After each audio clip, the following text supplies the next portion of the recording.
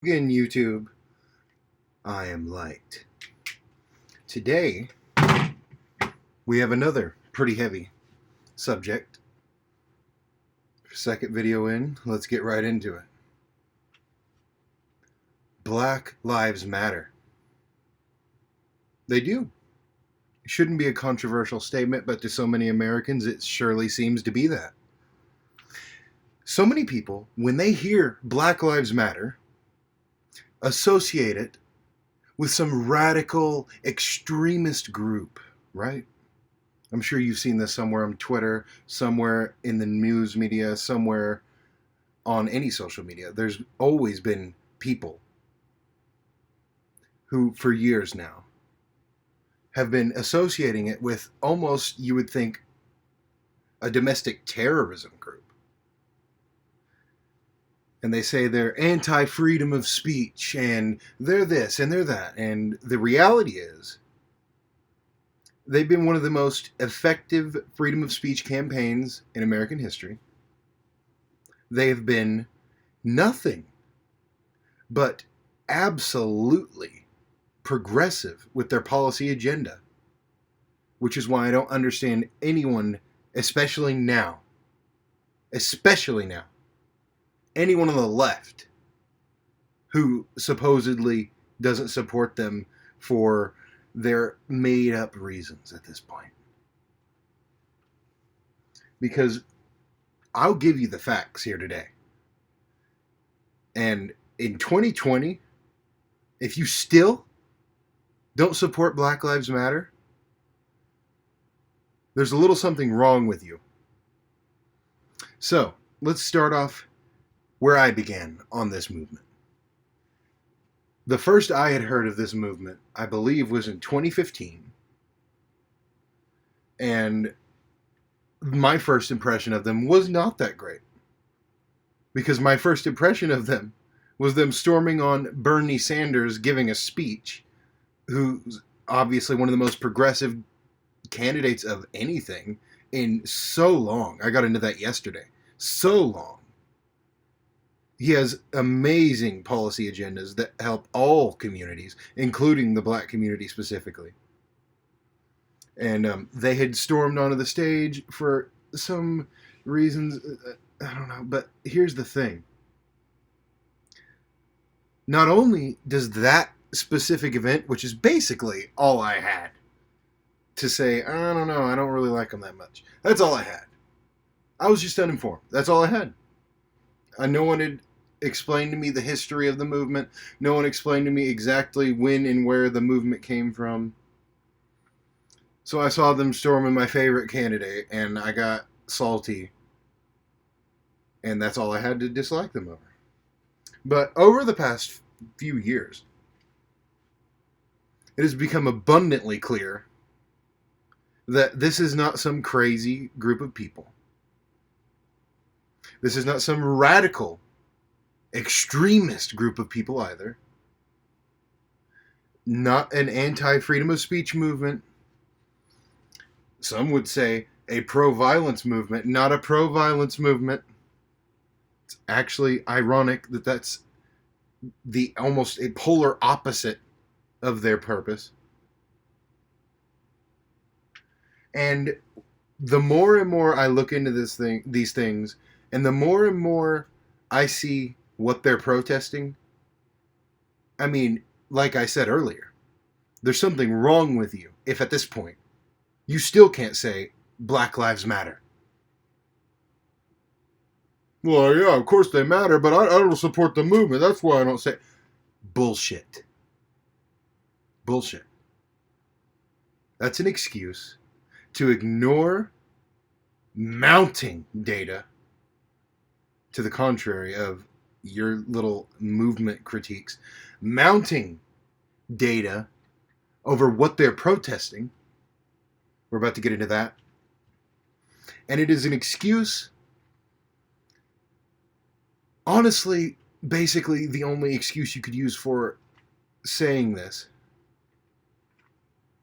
would be to support the conservative agenda. Which, if that's what you agree with, fine. I believe in freedom of thought. But don't confuse yourself, or if you're a content creator, your viewers, by stating, I am on the left or I am in the middle and I don't support Black Lives Matter, because you're just confused. The only reason you wouldn't support it is to push some sort of right-wing agenda. That's the only reason left. There is no reason anymore. Let's get into why there is no reason anymore. From 2013 to 2019, 99% of police killings resulted in zero criminal prosecution of any kind. Source on that is Mapping Police Violence, if you're curious. Zero convictions. You know, just 6 years of literally no action. And you wonder why these people have a little bit of a tendency to hold up a sign that says, please stop. You wonder, what gets these people out in the street? Why are they rioting? Oh, it's riots. It's protests for 95, if that's being generous, saying there's 5% of this is riots. But I would say, at the very least, 95% are peaceful protests since the George Floyd killing. That's one reason they're out there. Just one. That reason alone, if there was no other reason I was about to bring up, would be enough to riot, let alone protest. Of course it would be enough to protest. Zero criminal prosecution for 99% of police killings for 6 years.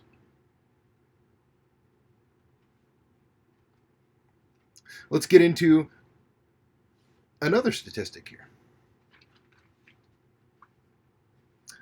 African American people are over 4 times as likely to be met with a fatal interaction with a police officer in this country. 4 times as likely. Isn't that fun? Isn't it fun to live in a country where you pay taxes to support a bunch of armed, militarized thugs who have the right to kill you? And particularly if you're black-skinned, not only do they have the right to kill you, they're wanting murderers. They hunt you.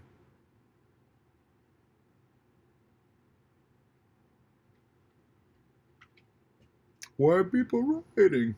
I wonder.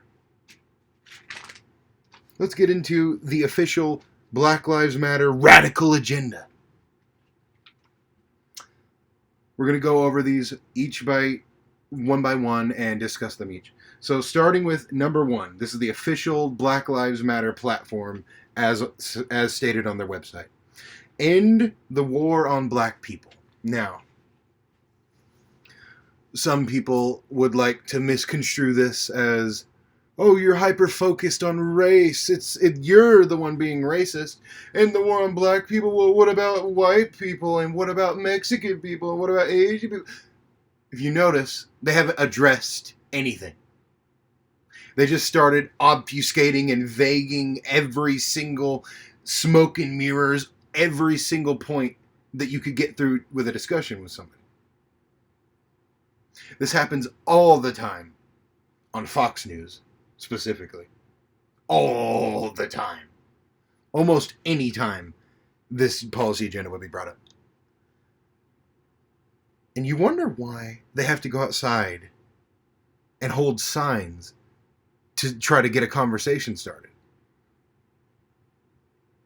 The battle of ideas, freedom of speech loving, let's discuss all our ideology, conservatives don't seem to be very apt at talking about any of this.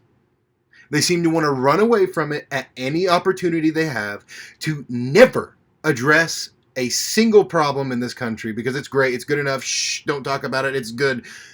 And that, my friends, is the absolute refusal to make anything better in this country. You're saying it's good enough. This doesn't happen, basically. So we don't need to be worrying about it. Well, frankly, that's not good enough. Not given all this. Let's go over number 2, reparations for past and continuing harm. Now, this one, a few years ago, I think used to be a little more iffy for people. Even myself a little bit, because I didn't really fully understand the rippling effects of all this. Like when people would say slavery was 200 years ago and the civil rights movement was, in the 60s and all this stuff. It's been like equalized for a long time. That used to kind of resonate with me because I was uninformed, like I said, on the ripple effects of the things that continue on after that aren't just blatant racism laws. And I never had that thoroughly explained to me enough.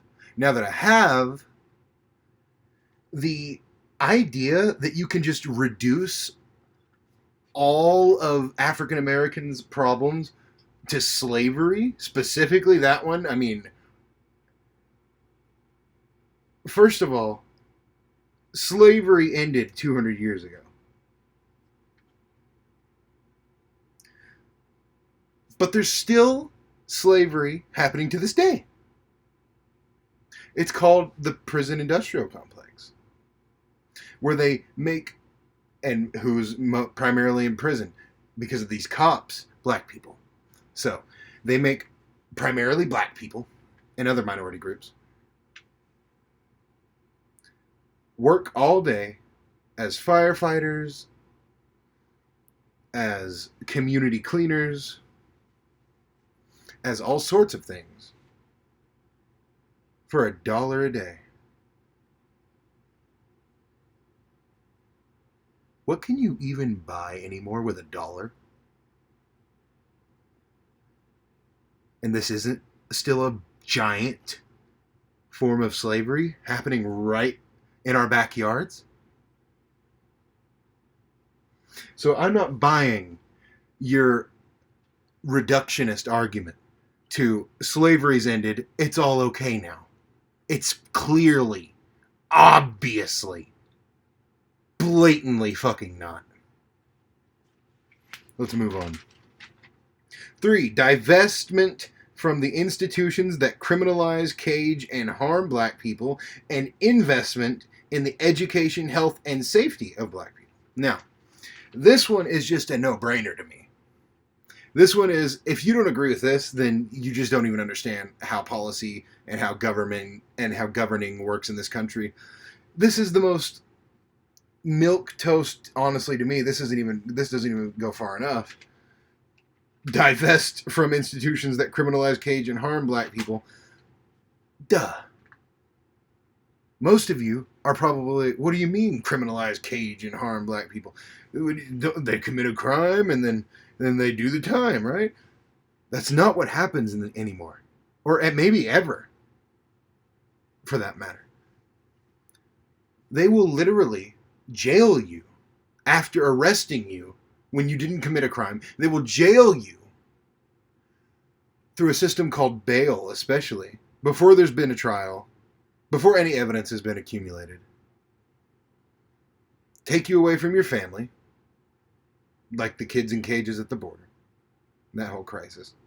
Take you away from your family, lock you in a cage, and then if you don't have enough money to get somebody to help you get out of there, well, sorry. You're black. Deal with it.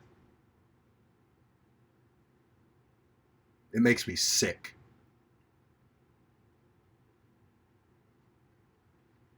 And investing in public health, education, and safety is just obvious. I mean, that's got to be the case for all Americans. The fact that we live in such a rich country and nobody can even afford their basic necessities, can afford to be educated. Education not being free is the most hilarious, disgusting, and obvious as to what the priorities are in this country platform that I've ever seen, because they don't want an educated populace. And they would do almost anything in their power to make sure that the populace never gets educated. If you go to public schools in this country, you come out of it realizing that pretty quickly. That the purpose of you being there was not to make you smart and informed and know things. That was some of it, maybe by accident. But really, the process of going to school is not an education, not to follow your dreams, your passions, and whatever you're interested about. It is to literally drone into your head a work schedule that is regiment, unchanging, unflinching, and absolutely soul-crushing for so many kids. Then they just grow up, their motivation is gone at that point. I guess I'll just do something like my parents did. So that one is a no-brainer to me. Let's move on. Economic justice for all. For all. This is the official Black Lives Matter platform. They're racist. They only care about black people. They're black supremacists. They're blah, blah, blah, blah, blah, blah, blah, blah, blah, blah, blah. Let's never make anything in this country better. Economic justice for all. And a reconstruction of the economy to ensure our communities have collective ownership, not merely access. Now, that's just flat out progressive. That's flat out bordering on some socialism. And that's based as fuck. I mean, if you don't, like I said, if you're a leftist and you don't support them, then you're a liar.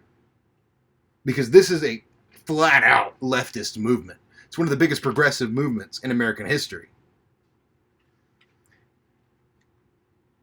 We don't have any ownership or say in what our communities have at this moment. We don't have it at all. That's partly why so many people have a horrible time finding a job. And then if they do have a job, having a horrible time getting a higher wage than $8 an hour, like my mother gets paid. She works as a medical assistant in a hospital. She makes $8 an hour for the head doctor of that hospital.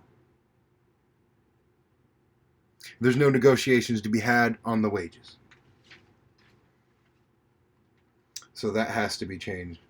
Collective ownership of the populace is the only way going forward, as far as I'm concerned. No longer a monopolization on all wealth, power, and control for 1% of the country of people who actually fucking live here. 5. Community control of the... I thought I already read this for a second. Sorry. Community control of the laws, institutions, and policies that most impact us. This kind of goes into a little bit of the end of the last one with collective ownership of power and stuff, which these people specifically, like, poor whites don't have any really either, and no other minorities, obviously. But specifically black people have, the disgusting ripple effects of racism in our institutions specifically don't want them to have any say in what happens. I mean, I shudder to imagine the disgust, vitriol, and ignorant hatred that came out of when black people got the right to vote, because that must have been a big deal to some of these people. I mean, that must have been like their end of the world, these racists. This is just saying, hey, can we, please fucking have a say in what happens to our lives? Kind of like the founding principles of democracy. Radical. Racist against white people. They're racist against white people! They are. I mean, I'm sure some people are, but the movement has literally nothing to do with being anti-white. Never anywhere, you'll never find anything to do with official Black Lives Matter people that is anti-white in any way. You won't. You want to know why? Because that's retarded, and that's not their fucking point. Their point is Black Lives Matter too. Because as things go in this country right now, evidently they fucking don't.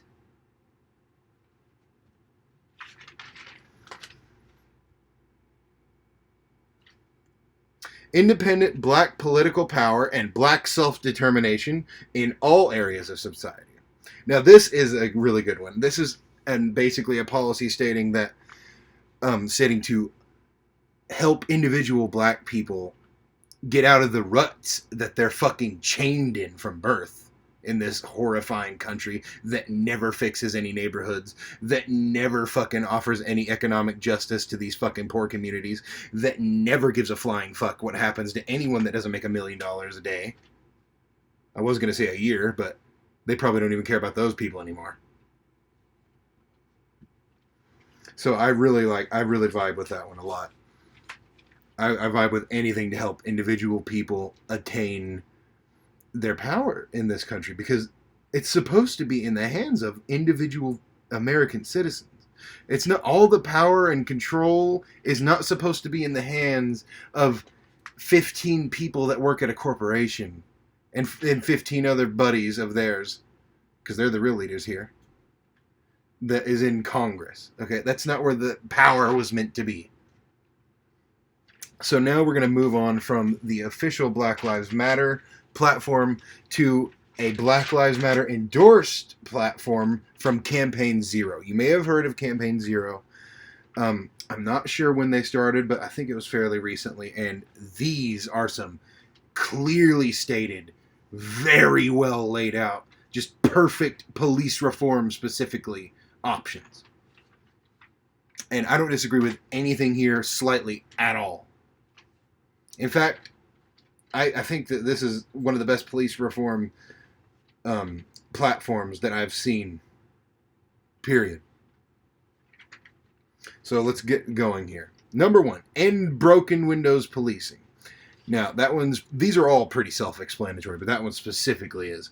That meaning that police right now have the authority to, on a call's notice, that doesn't have to do with anything tied to reality, because they're not really interested in what's true and what's real. They're interested in what they can LARP around and cosplay and have fun with that day.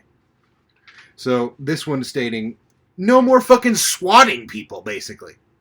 Which is only like the most unconstitutional thing of all time. No more fucking just busting through people's fucking walls, and then they have to pay for it, not the cops that fucking destroyed their property. For all you people like, oh, the riots are destroying property. Let's count up the collective amount of property that has been destroyed from police that they never paid back over the years. Let's count that up. Yeah, I might shut you the fuck up, you ignorant, hateful son of a bitches. Sorry, anyway. Number 2, community oversight. Now, this one is just disgusting that this wasn't already the case. The communities that these policemen police have literally zero say, zero control in any facet of what they're going to be policing or patrolling, or who is a police officer and where they're from. Because as it gets into here in these Campaign Zero reforms, community representation number 5 is coming up. Almost no policemen police the areas they're from. So you could have, for all you conservatives, you could have liberal LA cops, LAPD. They have nothing, they don't know nothing about my town. They weren't from here. They're from liberal LA. And they, so you better get on Black Lives Matter's agenda, because they can be coming to police your community. Those LA cops that you're scared of.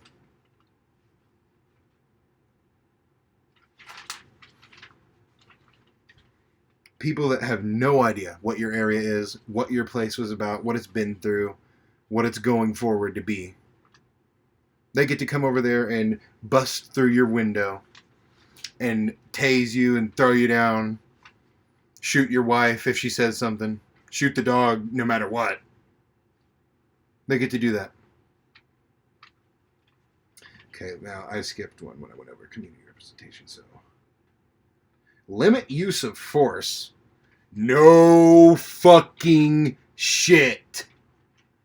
I mean, these people, these policemen in this country, they don't even know that there is a limit of, like, they don't know that the force they're supposed to be using is at max all the time. That's what they're like thinking. It's like, okay, so like no matter what the call is, I'm supposed to go over there and I'm supposed to have like my fucking AR-15s, my bazookas mixed with a fucking shotgun and a tank, and I'm supposed to run it all over and shoot it all at once, right?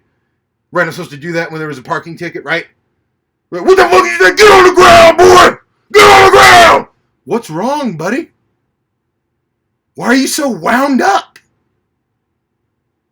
Seriously, nobody in this country except cops get to commit wanton assault like that willy-nilly on anybody without being prosecuted for it. And as I stated in the beginning of this, 99% of police killings from 2013 to 2019 have had zero criminal prosecution, let alone the use of force. It's probably 100% of that from the beginning of time till now, as stated by me. And I'm light, and I'm right. Number 6, body cams. This is just a crying shame that it's not there. I mean, body cams not only would only increase the truth, so guess you're anti-truth if you're anti-body cams. Great big fucking galaxy brain position there. Well, I don't fucking think that these policemen need all this fucking truth bombs on them, bro. I think they need to be able to obfuscate. Okay, congratulations, you're a dipshit, and you're everything that's wrong with this country. Body cams, no shit. More training for the police, no fucking shit. They're fucking trained in an academy sometimes for like a couple like weeks, and then they get out of there and they're like, okay, we've shot a bunch of bullets and we ran the rope hurdle test and we've had like 5 seconds of how to talk to people, but mainly we've had 50 years of how to scream at them and throw them on the ground. We're ready to police, bro. Yeah. Let's revise that training method a little bit, please. 8, end for-profit policing. This is very important. This is, I think, specifically going into something that's horrific and is almost one of the sole parts of this problem. And that is, there's such a thing as arrest quotas. Now that's just fundamentally anti-justice, anti-law and order. You have set amounts of people, how many people you're supposed to arrest every so often. Set amounts. What? Aren't you supposed to wait for the crime? No. You go make sure there's a crime. And basically, if there's not a crime, you make a crime there. And then you arrest them anyway, and your arrest quota's filled. Every arrest gets them a bigger paycheck. They're literally incentivizing policemen to break the law on the American citizenry with money, monetarily incentivizing it. Demilitarization of the police, number 9. Now this one is, I can't believe that this is at all, this one specifically, is at all split down any party or race lines of any kind. Frankly, it's not split down any race lines. I mean, it's still kind of party there. But regardless, the demilitarization of police, that affects everybody. Okay? Because if all you have is a hammer, all you see is a nail. All they got is super ultra mega Fallout 4 super sledgehammers. With all kinds of mods and fucking everything you can imagine. Okay, they've got literal APCs, armored patrol cars. Built for war. They got that. They've got turrets on the backs of those. Assault rifles, assault shotguns, assault handguns. Assault anything you want, because we're policemen, we're supposed to fucking go to war with the citizenry, right? Oh wait, no, I thought we were serve and protect. Protect what, bitch? The people you're running over with your tank? There ain't no serve and protect there. Not even a little bit. Go fuck yourself. Serve and protect. Go fuck yourself. You haven't served or protected anything in your goddamn pathetic life. Now, number 10. Fair police union controls. This one is just obvious as well. This one, the police and teachers unions are two really strange unions that basically just get in the way of ever criminally prosecuting things that happen with teachers or policemen. Like, that's their whole purpose, is to like make sure policemen are incentivized more and more to arrest people and make sure they are never criminally prosecuted no matter how many people they murdered.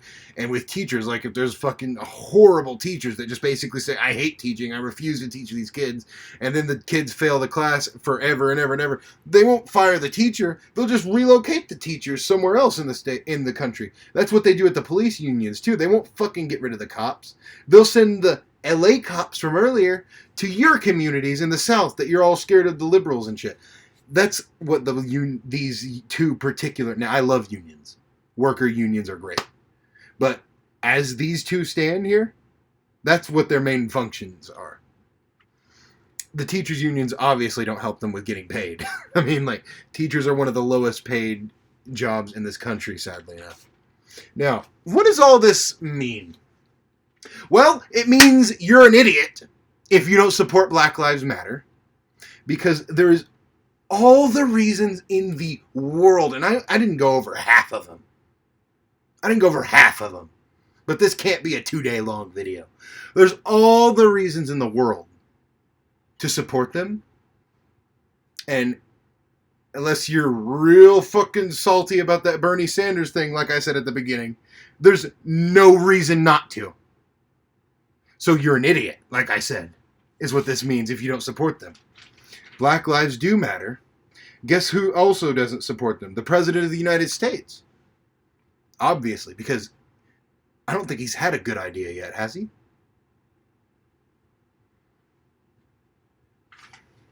His opponent does. Joe Biden and Kamala Harris are at least offering a criminal justice reform. Whereas if you go to read Trump's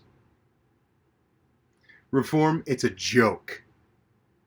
It's a fucking joke. There's nothing there. There is nothing there. In fact, I'm pretty sure the last time I checked, there was even worse policing shit in there. So, I mean, like, wow, thanks. You fixed the fucking over-policing problem. You gave us more police, and you gave them more jets now. Now they got jets. Go fuck yourself. So at least the candidates I'm voting for, because we have to, because Bernie didn't win, are offering a fucking solution to this insanity. One of those solutions includes ending the death penalty. Now, this one should cut across every party line as well, but it doesn't. This is horrific. It obviously primarily affects communities of color, because they're the ones that are over-policed more, put in jails more, therefore put on the death penalty more. But this affects everybody, even if you're innocent. 160 Americans have been executed by the state since... Oh, I didn't put a date. Whatever. Have been executed by the state and were later found to be completely innocent of their alleged crime. 160. Innocent people killed through the death penalty. Obviously, we can't have that as a policy. I think if you go by percentage, it's like 4 or 5% of the time we kill innocent people with it. 5% of the time! And that's just proven in how many we know. End criminalization of poverty. This is a good one. Such as cash bail and incarceration of people unable to pay fines or fees. Both of these are just, yet again, more and more mounting evidence of disgusting systemic rot as far as criminal justice is concerned in this country. Cash bail, that's literally just, if you're poor, we get to put you in jail if we want because we're evil. Like, that's all it is. They put you in there, and you got to do bail before there's any kind of trial, before there's any kind of proof of anything. So that's, like I said, it's just, if you're poor and you can't afford your bail that shouldn't exist, we get to put you in jail if we want to. Now, the ending the incarceration of people unable to pay fines or fees, that's a huge one for all the people I know in my poor community. I live in Oklahoma. Yeah, I don't need to tell you where. Just about everywhere is a poor community here. That is a huge one, because you give somebody a fee for something you have an arrest quota to fill. Okay? They're already fucked. They live in America and they're poor. They're drowning under their fucking bills and everything they have to come up with. They can barely get by. They're living paycheck to paycheck, as 80% of Americans are. Look it up. And then you slap on them some crazy fucking $200 fee. Most Americans can't afford a $200 emergency, let alone fine. You could look that up too. So these are some real options here for a few real solutions that thankfully one side of the presidency that's in a contest right now is supporting. This has been my Black Lives Matter video, second video on the channel, hitting 2 hard topics. And I hope to see you guys again soon, probably tomorrow. This is Light. Bye-bye.